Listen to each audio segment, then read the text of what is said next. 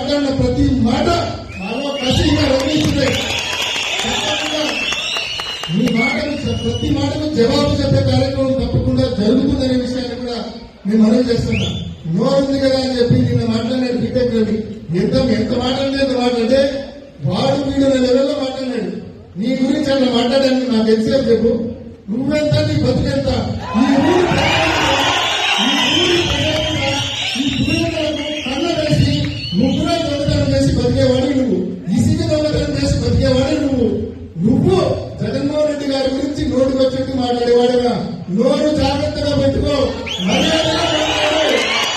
నీ బతుకు గురించి మాట్లాడడం మొదలు పెడితే మేము అధికారంలో ఉన్నప్పుడు నువ్వు ఎమ్మెల్సీగా ఉన్నావు. అప్పటికే నువ్వు ఎమ్మెల్సీగా ఉండి ఢిల్లీకి వచ్చినావు, విజయసాయి రెడ్డి గారి ఇంటికి వచ్చినావు.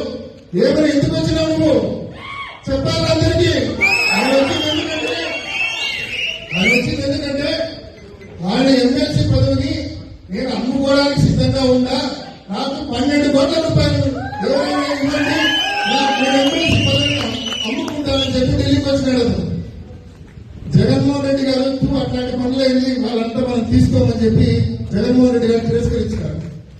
అతను 12 కోట్లు పెట్టి ఎమ్మెల్సీ పదవి నేను రిజైన్ చేస్తా, మీరు ఆమోదించుకొని మీరు కావాల్సిన తీసుకోండి, నేను అమ్మేసుకుంటాను ఆ పదవి.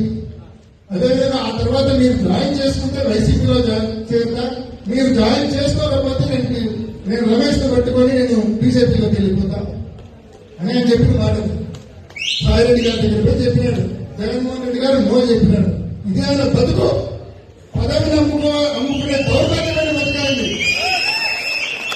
ఈ రోజు నువ్వు అట్లా వచ్చి మళ్ళీ పెద్ద మాటలు మాట్లాడతా ఉన్నాడు. నీచమైన బతుకునేది నువ్వు కన్నా మళ్ళా నీ పార్టీ మంది నీకు ఏదైనా కట్టబెట్టా కూడా మళ్ళీ వైసీపీ అధికారంలోకి వచ్చినాక నీ బతుకిదే, మళ్ళీ పదవి అనుకుంటానని చెప్తావు. ఈరోజు ఎమ్మెల్సీలతో సుమారుగా 20 మందితో రాజీనామాలు చేయించారు మన పార్టీకి సంబంధించిన ఎమ్మెల్సీ. కానీ ఆయన చైర్మన్ మంచోడు అయ్యి వాళ్ళ రాజీనామాలు యాక్సెప్ట్ చేయాలి. వీళ్ళందరూ కూడా 5 కోట్లు 7 కోట్లు పెట్టి పదవులు కొనుక్కున్నారు. 20 మందితో రాజీనామాలు చేయించినారు. మండలి చైర్మన్ అక్కడ రాజీనామాలు ఆమోదించడం లేదు కాబట్టి వీళ్ళందరికీ పదవి రావడం. అంటే పదవి అమ్ముకునే పరిస్థితి నుంచి ఈ రోజు కోర్టు పెట్టి పదవి కొనుక్కునే పరిస్థితి వరకు నువ్వు వచ్చినావంటే పులివెందులకు ఏ స్థాయిలో కన్నం వేసినావో నువ్వు ప్రతి ఒక్కరు కూడా అర్థం చేసుకోవాల్సిన అవసరం ఉంది. చక్రాపేట మండలం ఇక్కడ ఉన్నారు, మీకు తెలుసు రోజు ఎన్ని ట్రిప్పులు 100 ట్రిప్పులు కనీసం చక్రాపేట నుంచి బెంగళూరు పోతాను. మీకు వెళ్ళాలని మేము 10 రోజులు చూస్తాను. సో ఎవరు చూడలేదని వీళ్ళు అనుకో. వేముల మండలం వాళ్ళు ఉన్నారు. ఏ లెవెల్లో ముగ్గురు ఈ వేముల మండలాల నుంచి ఏ రకంగా ప్రతిరోజు రాత్రిపూట ఆ టిఫిన్స్ వెరైటీస్ లో నియమిత మెన్స్ లో రాత్రిపూట దిగి ఏ రకంగా దోపిడీ చేస్తుంటారో వేముల మండలం వాళ్ళంతా కూడా గమనిస్తా ఉన్నారు. సో ఎవరు చూడలేదని మీరు అనుకోవద్దు. ఆయన మాట్లాడాడు పెద్ద విశ్లేషకుడైనా.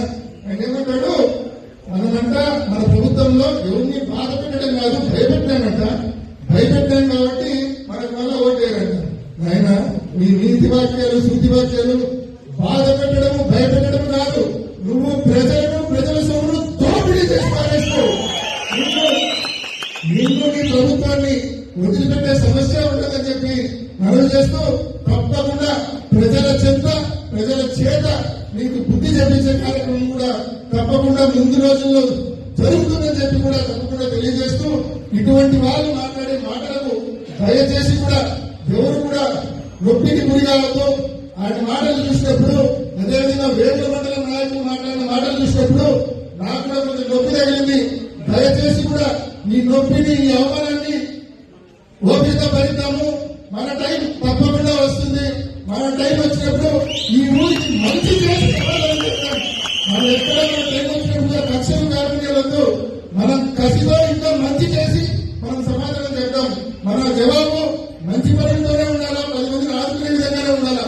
సో మనం తప్పకుండా ఈ నొప్పి ఈ అవమానం ఈ భారం అంతా కూడా కడుపులో పెట్టుకుందాం.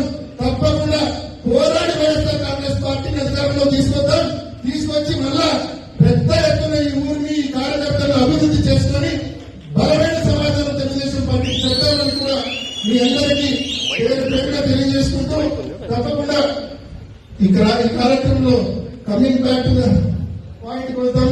So BLS